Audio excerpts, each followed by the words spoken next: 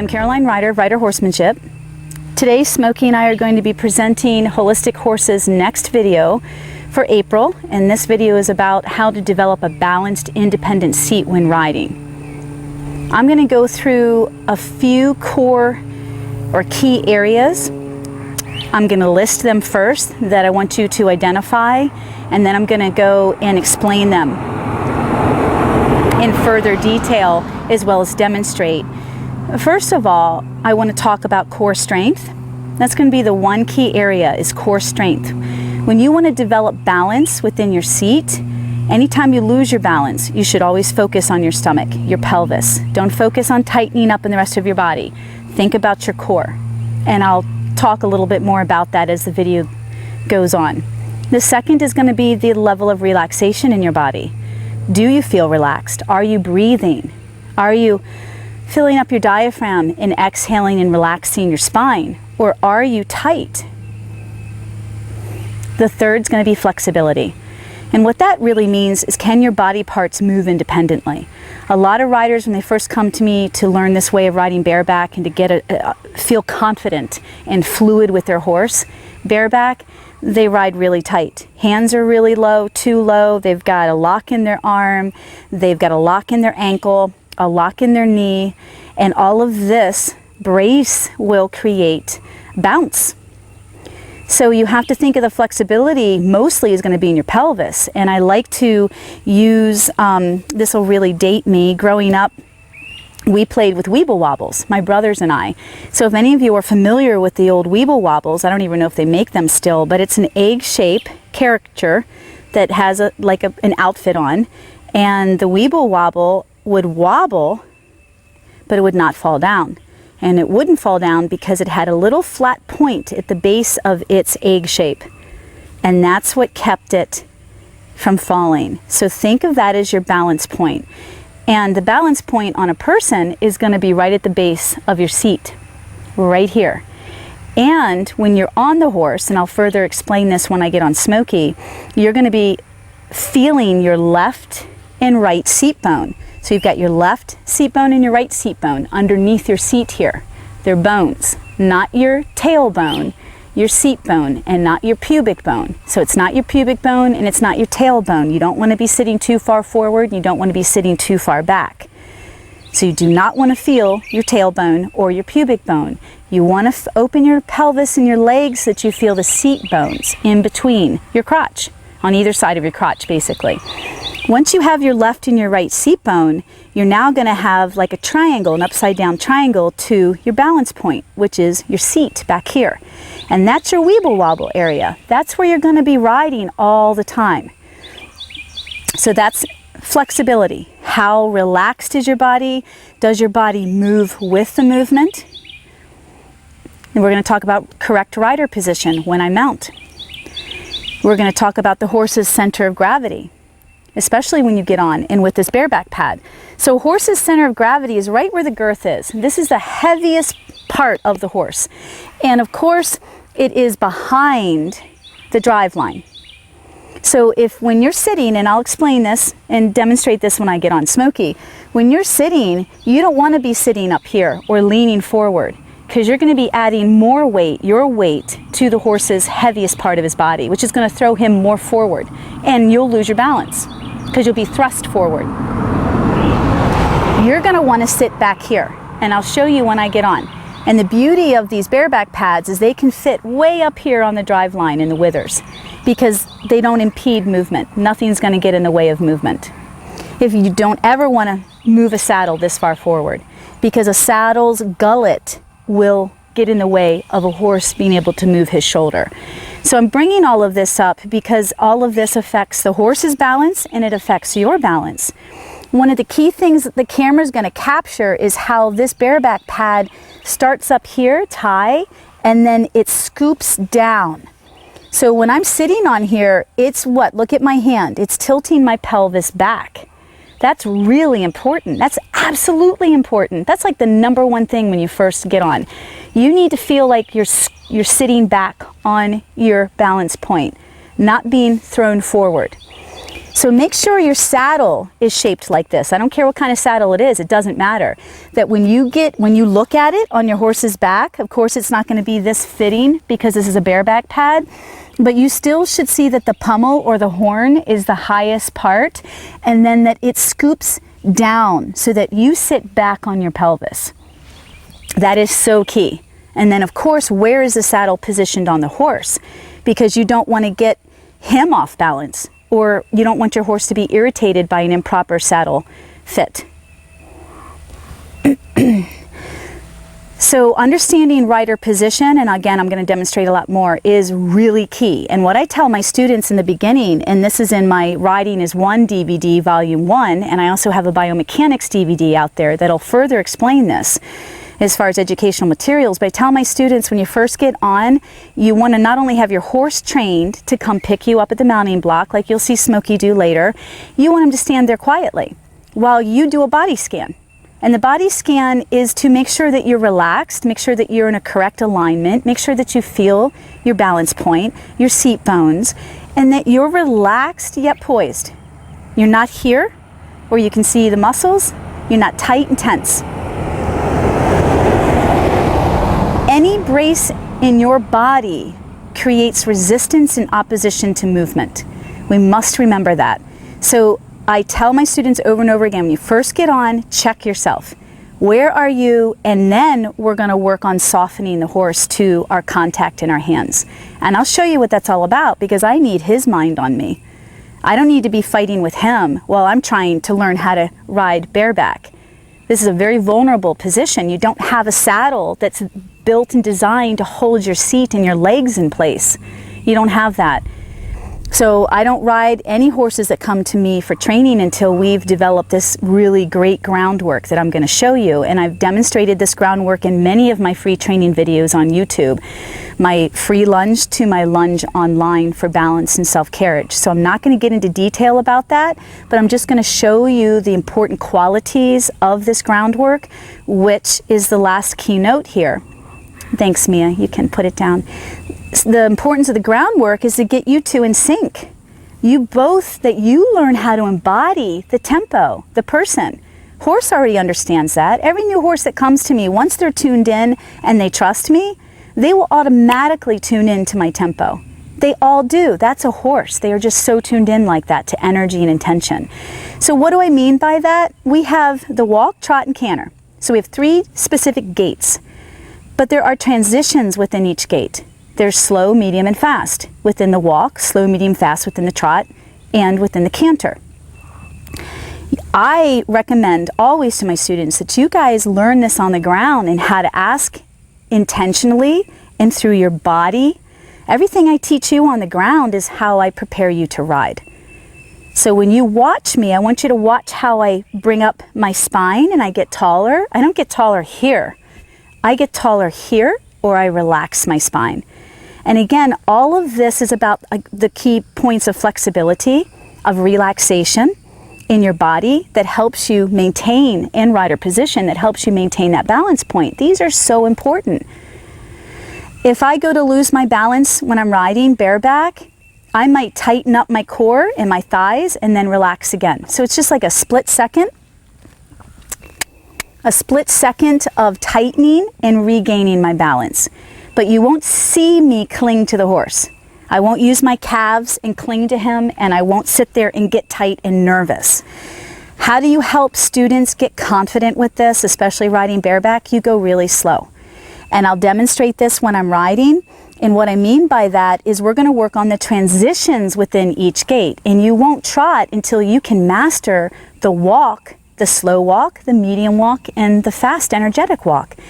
Soon as you can master that with your horse on the ground and under saddle, then you've created enough engagement, mental and physical, with your horse, and enough confidence that you can control that movement with your body and your seat, that the trot's going to be, what? A slow trot. You're going to work yourself from a nice energetic walk where the horse has got a good work ethic, he's responsive, you've really opened up your pelvis, and I'll demonstrate that with Smokey, and into a really small collected trot and back down to a walk again.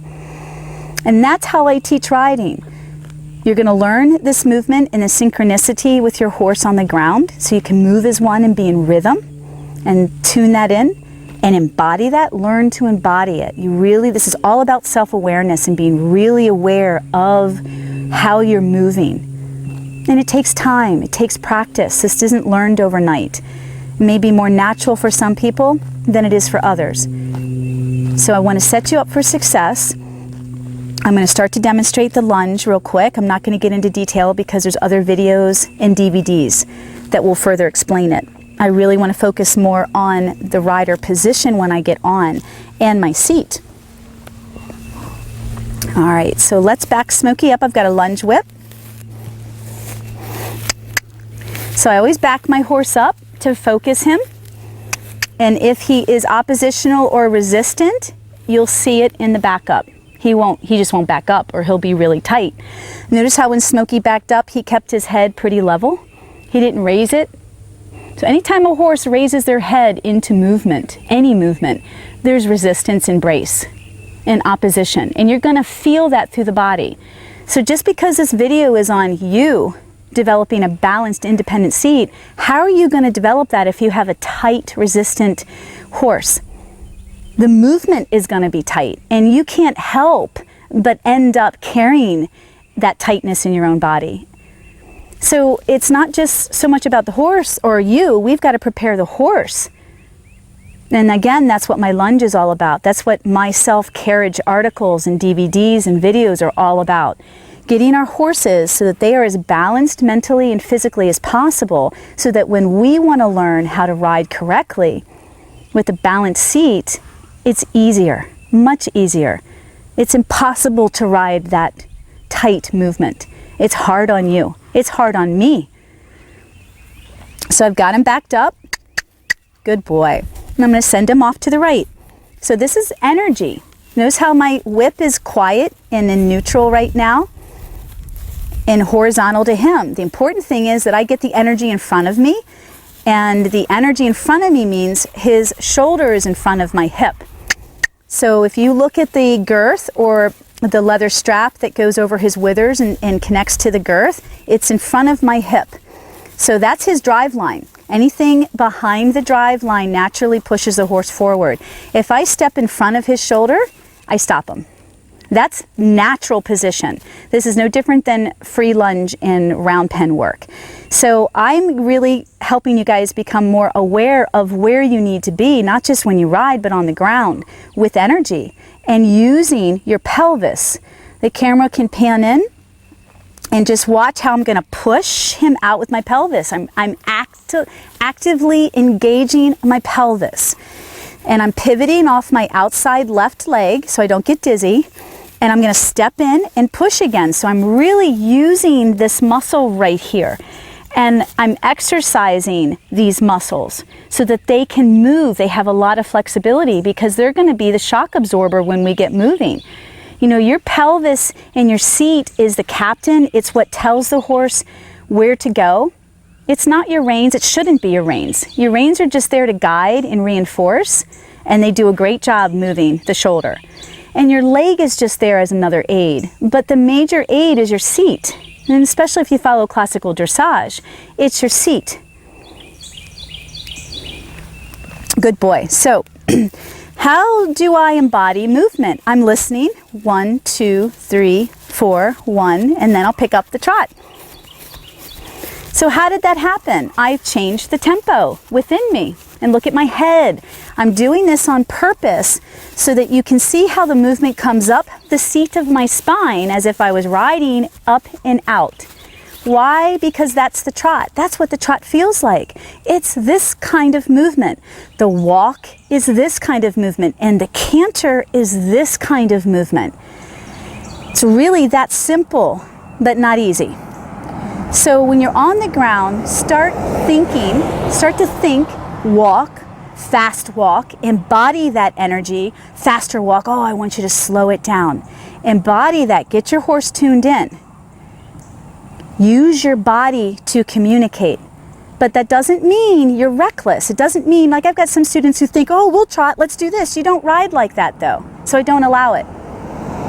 You ride from the base of your spine up. So any kind of movement you're going to do with your horse on the ground must be quiet in your legs, quiet in the rest of your body, and very open and expressive from your seat up and outward, because that is how movement flows through your body when you're riding. Let's take a look at that again. So the camera can just focus on me. I'm going to ask for the trot. 1, 2, 1, 2, 1, 2. Push him forward a little bit, a little more motivation there. A little bigger. I didn't ask for a lope. Thank you. So if I want a bigger trot, and Smokey's not the best horse for this because he really gets set in his little pattern of the jog. Okay, that's what he's bred for. So I'm just going to 1, 2, 1, 2, 1, 2, 1, 2, 1, 2, 1, 2, 1, 2. Count it. And then if I want to get slower, I'm going to go 1, 2, 1, 2, 1, 2, 1, 2. What happened? Not only did my voice slow down, my breathing slowed down. My energy level slowed down. My body reflected that. That's important. Plus, you must feel this because this is the way you're going to ride. At least if you want to ride safely and with confidence in a true balanced independent seat. Why do I bring up safety? My method may be complex and tough to start, but I know what safety is, and that's when that horse is completely tuned into you and protecting you and taking care of you as if you were a herd member. I know that because Smokey used to be the craziest horse I ever worked with. He busted me up in the beginning and he taught me a lot.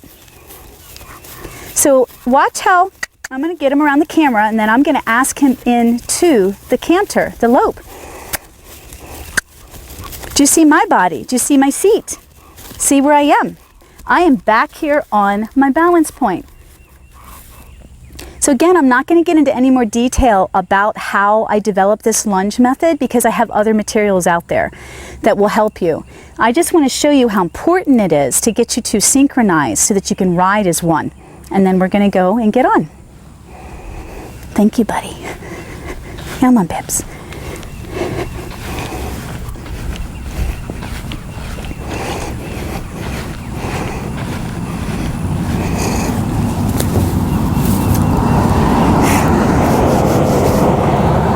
You can leave it on, okay, Mia? Yeah.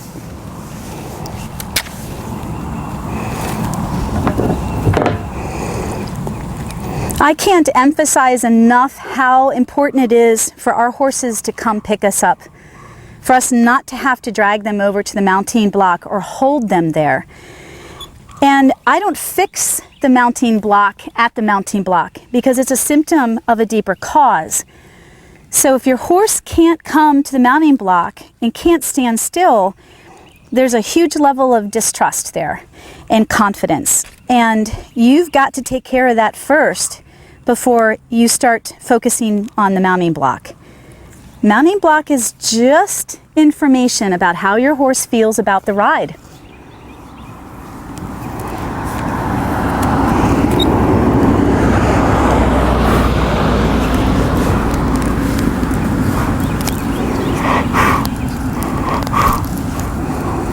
So what's important about this pick-me-up is that he's focused on me and that he wants me. He's offering his back. Again, I'm not making this happen. I might ask him to do a better job to get me. Usually I don't even have to ask, I just get up here and they follow, like he is right now. And he gives me his back. I didn't even have to ask. Sometimes I do, and it's just a, you know, come here. But this is the way I want it. And again, this is about his mind. This is about safety. He's tuned in to me. He wants me. So let me bring him around this way. Come here, Bib.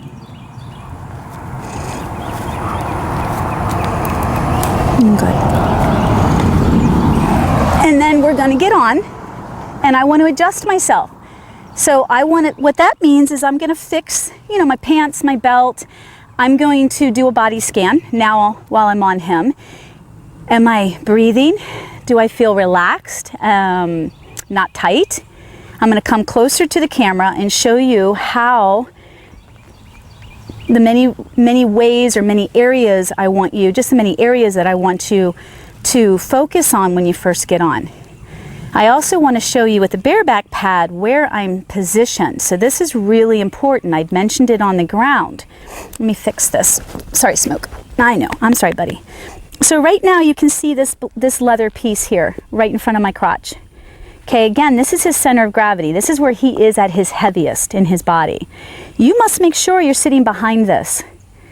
All right? So let's talk about bareback pads can sit way up here on the withers.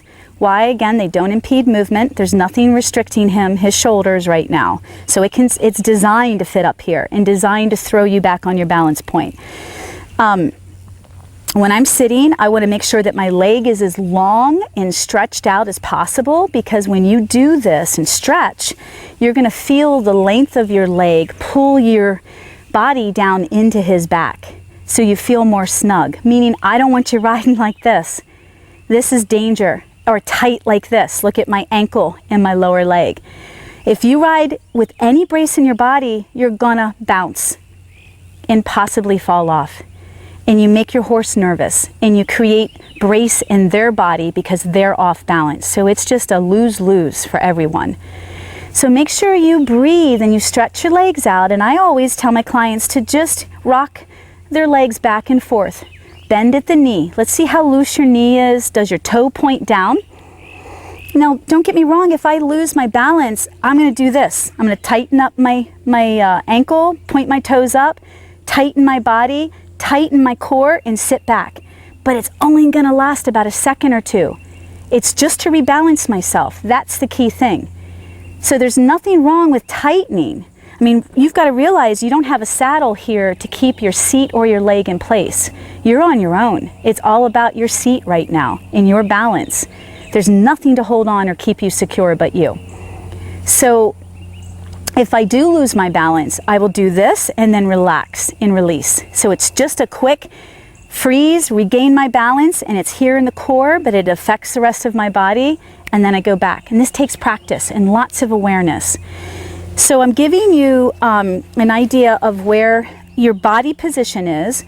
I'm also going to talk about what we talked about on the ground, where your seat bones are and your balance point. So your leg is long. If we had a pole from if I was in a saddle, I would be turning my knee in a little bit. My feet would be pointing straight with the horse, not out, straight. I do dressage and even Western reining, Western pleasure. Western dressage. So your toes just are straight. Right now my heel, you'd have a straight line from my heel to my hip to my elbow to my shoulder. So that would make your body straight. Another thing I want you to, so you want to pay attention to how relaxed and flexible your arms are. They're not here, they're not here. They're here. So how do your body scan? How relaxed are you? Are you poised yet relaxed? The other thing with your body position is make sure that your spine is lined up with his spine. So that means I'm not off to the left, I'm not off to the right, I'm not twisted. I'm always riding straight. Always keep yourself balanced. So when you're riding straight, there's 3 points in your seat that I want you to feel. Not all the time, but you need to be aware of your left seat bone, your right seat bone, and your seat back here. So how do you feel all of this at one time, these 3 points? Well, if I lean forward, I feel my pubic bone. And now I'm out of balance. I am on top of his center of gravity, which makes him heavier and want to go forward. So if you lean like that, you're going to actually make your horse go faster and lose his balance. So that's the pubic bone. Now, if I push my belly button down, I round my small back and I sit back on my balance point. So here I go again. I'm going to be forward like I see so many riders. And now I'm going to take my finger and push my belly button in and down. So I round. I don't hollow out my small of my back. I round it. And that puts me back on my derriere, on my buttocks. Now if I lean back, now I don't want you to lean. If I lean back, I feel my tailbone. So you don't want to feel your tailbone by leaning back. You don't want to feel your pubic bone by leaning forward. There goes Smokey again. You want to sit back. So notice how when I sit back and straight and back and straight and back and straight and back and straight, my legs and my upper body stay quiet, don't they? So flexibility is in that the body can move independently. That my upper body doesn't rely on my pelvis or my legs to keep it where it needs to be. And the most important thing with the balance is your core, your pelvis. I recommend to my students to either take yoga or Pilates and use a yoga ball. And again, you're going to use the ball to move your hips around and to start to get core strength. I can't say enough about a collected trot, bareback, a slow collected trot, which Smokey and I will demonstrate. It'll be like a jog, because that really works. I mean, when you think about the trot, remember when I was on the ground, the walk feels like this in your hips. Pay attention to that. Get in rhythm with that. Get in rhythm to the way it sounds and looks on the ground. Now get in rhythm to the way he takes your body. It is forwards, not side to side. The walk is a shuffle almost. The trot is an upward movement. It comes up through your spine, comes up through your spine. He's already being affected by that. And the canter is a leap into movement, a leap into movement. And a proper collected canter will happen from the hind end. Your horse will not pull themselves forward. So again, I can't emphasize that your horse must be equally prepared to ride with balance or in balance, because if your horse is rushing and forward and quick and nervous, he's going to totally make you nervous, make you tight, because you constantly feel like you're losing your balance and you've got to regain it. You don't want that. So the best thing I can advise, which is in a lot of my free videos and again my DVDs, is prepare your horse. Prepare him emotionally and mentally to be collected and physically. And then that's going to make your ride that much easier, your ability to focus on your balance. So to help strengthen this core, I recommend martial arts, and I recommend Pilates or yoga in specific exercises that focus. My biomechanics DVD has some specific exercises that'll further explain and help you.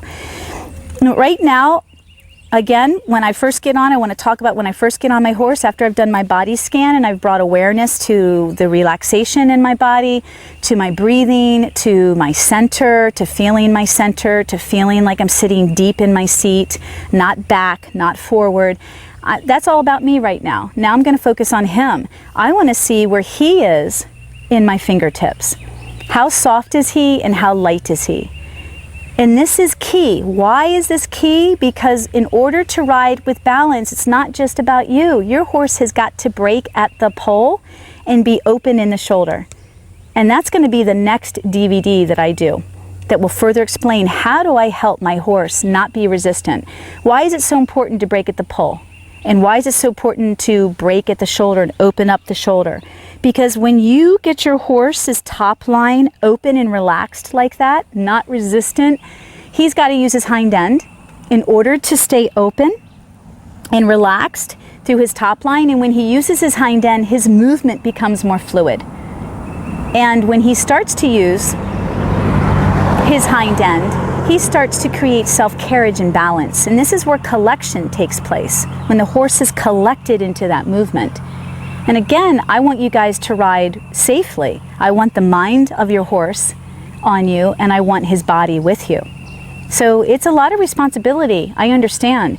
And it is how I teach dressage and how I teach this oneness with your horse. Right now, if Smokey doesn't give to just the slightest fingertip or my squeezing of the reins, squeezing, not pulling, just squeeze, see how light my hands are. If he doesn't respond to that and flex a little from right to left without moving, then I know he's got resistance, whether it's mental or physical. And that's your information, because that's going to affect your ride. So let's just, obviously he's fine and he's soft, so we're going to move on. And I'm going to show you with my hips. I'm going to encourage, again, I'm going to sit back a little and scoop him up. Scoop him up. So how that, just keep sitting back. Make sure that you can feel your seat bones and make sure that you can feel that your seat is connecting with him. So I'm not leaning back here and I'm not here. I'm sitting back. Remember, just push your belly button down and in and it'll sit you right back on your balance point. Make sure that you are behind his center of gravity. Make sure that your saddle or your bareback pad is allowing you to sit back, that it's not pushing you forward. That is so key to helping you achieve this independent seat and balance. So right now, I'm going to ask him for a bigger walk with my hips forward, right, left, and then his job is to maintain that. That's his responsibility in this partnership. I'm going to tell him how fast I want him to walk, and his job is to maintain that until I tell him different. So you'll notice that I'm going to have contact in my reins. It's casual, it's a little light, but that is good. That's the way I want him to be trained. I want him soft and responsive to light contact. I don't want to have to hold him.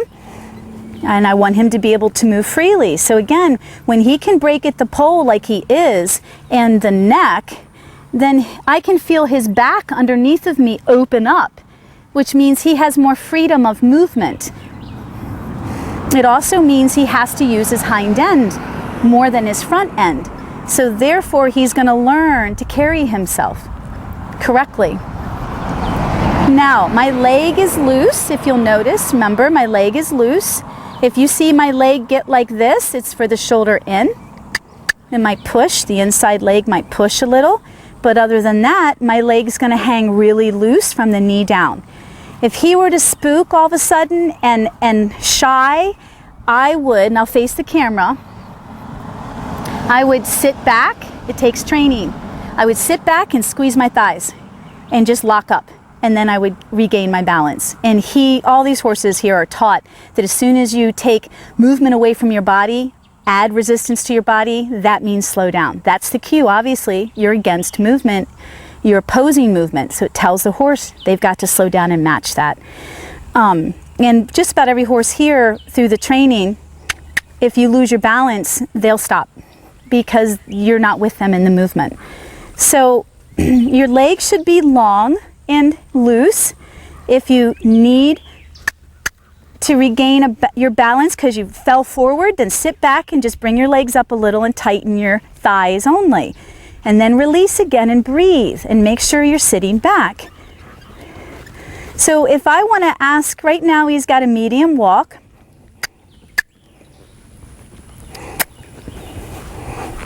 I'm going to ask him into the trot. And again, what does the trot feel like? It's an upward movement. It's a bump, bump, bump. Did you just see how he started? Because he's so tuned into that. So let's go down to a walk again.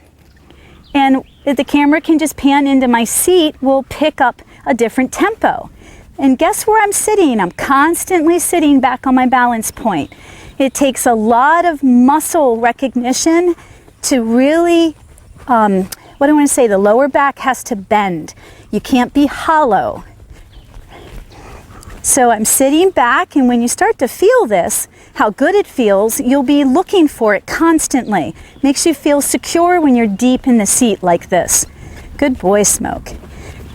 So I'm going to ask for him to walk again, and he doesn't know walk, trot, or canter cues, verbal, but I'm going to ask him to just have a nice relaxed walk. When I start my students out, I only want you guys to work on the transitions within the gait, the walk and trot. The transitions within the gait are slow, medium, and fast. So before my students learn to trot bareback, they need to be able to walk fast with their horse, because that's going to make it really easy, that energy and that connection through the seat, to scoop them up into the trot. And you're only going to do 3 strides of trot back down to an energetic walk again. And this is how you develop confidence, because your horse is so tuned into you and engaged. Your seat is a captain. And so I don't teach students to lunge, to ride one of my horses while I lunge them for half an hour. until they find their seat at the trot or the canter, because that's really unfair to the horse, extremely unfair. And I don't want my horses ruined with people bouncing all over them. So your job, and it's hard in the beginning, is to figure out how to inspire movement and take it away through your seat. Just think of it scooping the horse up. This is so key to riding with balance. Notice that my arms are bent and that my hands are right over his withers and about 8 inches. So everything is about keeping me in my balance position. So a lot of riders that come to me were taught like this. So the minute you lock up your arms, you create opposition to movement, embrace in your body. Plus, this position pulls you forward. Now take your hands up here and just see how I just sat back. And this is also the cue for the backup. I don't pull to ask my horses to back up. I just change the contact and sit back and lift the shoulder, because I want to lift the shoulder. Think of the biomechanics. Everything you're doing, whether it's with your aids, through your body, or your equipment, is telling your horse something. So again, I can't emphasize enough about reading and understanding biomechanics, how the body works, how your body works, and how the aids work, how appropriate your aids are. When I back up, I want to lift my horse into that. I want to lift him. I don't want to pull him. And notice how my hands are always here in a very relaxed, bent position. There is no brace. Make sure you're breathing. So we're going to trot again, and then I'm going to ask him into the canter. So I don't use any leg for any of this. It's all the seat. Now watch how I ask him into the canter. I'm going to lift up. Do you see that? Okay, let's do that again. Good boy, Smoke. So my hand, I don't even need this. My hand represents his body, or his front end. My seat represents his hind end. So I'm gonna scoop up and lift, scoop up and lift, and look at how much energy and flexibility, come on, my seat has right now. And look at how quiet the rest of my body is. He can trip, he can blow his nose, he can pull on my reins, but he's not gonna pull me off my balance point, because I'm not tight. And I'm tuned in right now so that if he needs to lengthen the reins for any reason, I'll let him slide, or I'll relax my arms a little bit more and go straight for him, whatever he needs. But I'm not gonna compromise my balance point no matter what. I've been in situations where, you know, like we all have, or some of us have, where the horse has lost their balance.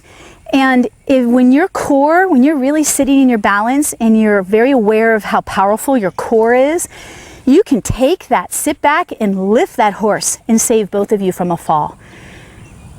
So this level of safety is amazing, but it requires tremendous mindfulness and tuning into each other. Tuning into you, how you present yourself, how you show up, and how your horse shows up.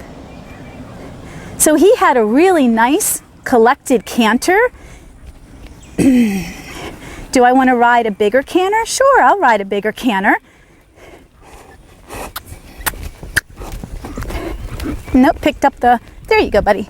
So let's get a little bigger canter. So I'll open my hips up and push a little bit more.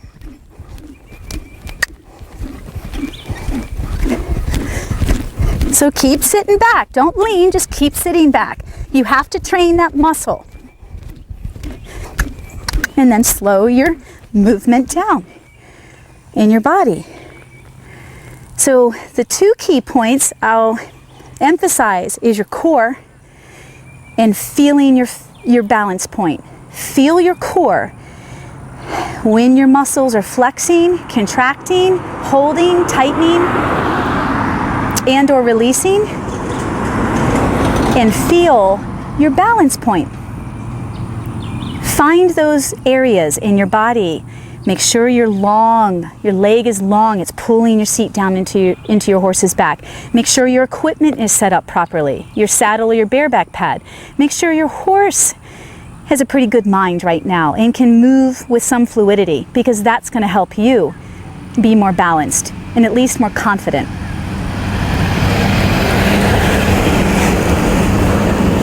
Well, thank you. Please feel free to leave a ton of comments or questions about this video, and I look forward to hearing from you, and may you always be one with your horse. Thank you.